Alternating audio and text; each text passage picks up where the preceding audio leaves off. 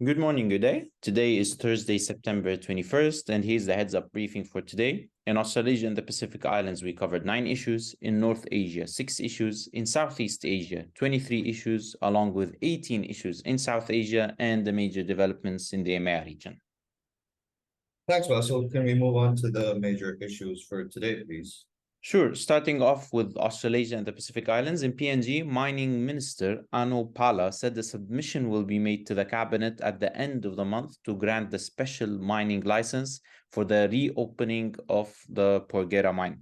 The original plan had been to grant the special mining license on September 16th, but the Mining Advisory Council identified some technical issues that the applicant, New Porgera Limited, needed to address.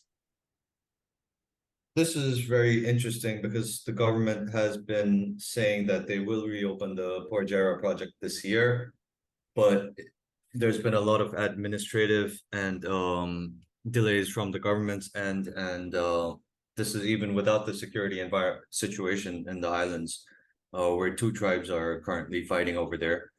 Yeah, this is interesting and shows the misgovernance of Papua New Guinea. James Marape has said that this would open this year, but at this point, it doesn't look like that will be so. They don't even have the special mining license yet. So it's quite indicative of the business environment in Papua New Guinea. Thanks, Bassel.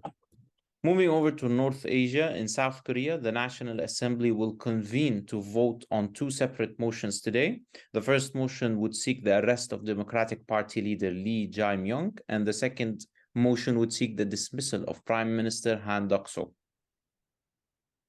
Okay, this is interesting because the government has been trying to link the Democratic Party with some North Korean interests. So it'll be interesting to see how this plays out. Thanks, Bassel. In Southeast Asia and Indonesia, political parties are facing a tighter timeline for making their presidential and vice presidential nominations, as their registration deadline has been moved up from late November to late October. Okay, so we'll have more clarity on the final alliances and the coalitions by late October now, instead of November then. So this will be interesting to see. I think next year's elections will be quite the contest between Prabowo and Ganjar Pranowo. Thanks. In South Asia, in Pakistan, the Jamaat-e-Islami announced that it will conduct a 3-day sit-in protest outside the governor's house in Lahore, Punjab today. The demonstrations are against rising inflation and energy prices in the country. Yeah, so right now we're seeing a trend of many parties and interests coming into protest against inflation and the energy prices. The energy prices have increased because of the IMF bailout conditions, and the IMF has apparently said that Pakistan cannot walk back on its on these hikes in energy prices. So it's created an environment where, on people on the ground, there's a lot of anger because the economy has been tanking over the last few years and it's become really expensive. So these protests will continue and could scale up ahead of the elections, which are planned tentatively for January. In India, the Tangle Nagalong issued a warning against growing threats by Kuki militants. So this is reflective of the sustained tension in Manipur, which the government has still not been able to resolve, the state and central governments. And right now, the conflict is getting more divisive amongst communities. You have the Kukis, you have the Nagas, you have the Métis, and it's getting more polarized, and there's still a lot of violence and insecurity. And the central and state governments have shown their inability to control the situation. The central government's focusing on other issues and has barely talked about the violence in Manipur. So this is not a good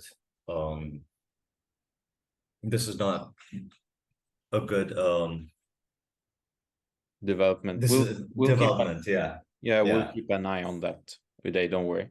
Thanks. Moving over to the EMEA region concerning the latest Nagorno-Karabakh issues, Armenian separate forces in the breakaway region of the Nagorno-Karabakh surrendered and agreed to a ceasefire yesterday.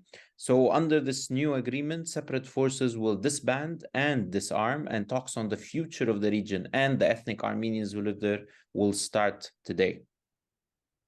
Right, this is interesting, Basil, because it comes just 2 days after Azerbaijan decided to start attacking. Do you think that this kind of ceasefire will hold at this point? So, Uday, both Azerbaijan and Armenia usually breach ceasefire agreements, and the latest one, which is this, might not be an exception. Right. There, Okay. there is actually a potential for renewed clashes, especially if there is tensions within Armenia itself, because we've witnessed a lot of protests by people in Yerevan against what happened and the governments and they were demanding that the government support the separate forces in Karabakh. So it will be definitely interesting to see what happens in the coming days. Right, let's keep a close eye on it. Sure, Day. In Poland, Polish defense minister yesterday claimed that Belarus is preparing a new wave of migrant attacks along the country's eastern border. I'm assuming this comes under the context of the Russia-Ukrainian conflict. Yes. Yeah, so do you think that they will send migrants along the border to overwhelm? Yeah. It happened before and it can happen again, but Poland is becoming extremely cautious of what's happening on its border. They stopped all goods being transported from Belarus to the country. They closed the border. They built walls and deterrents against migrants. So, but these claims actually have been going on for quite some time, and we haven't witnessed something on the ground until now. Okay. All right. Well, something to keep an eye out on then. Yes, sure. Lastly, in the United Kingdom, unionized rail workers affiliated with the ASLEF union, the Associated Society of Locomotive Engineers and Firemen Union, will go on a nationwide strike on September 30th.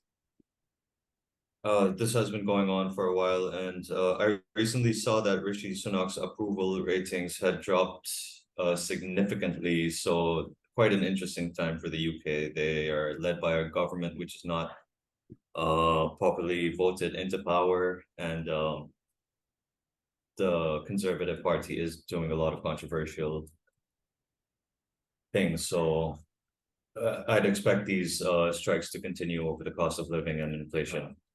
Yes, we'll keep a close eye on that as well. Thanks, Uday. That's all for today. Thanks, Bassel.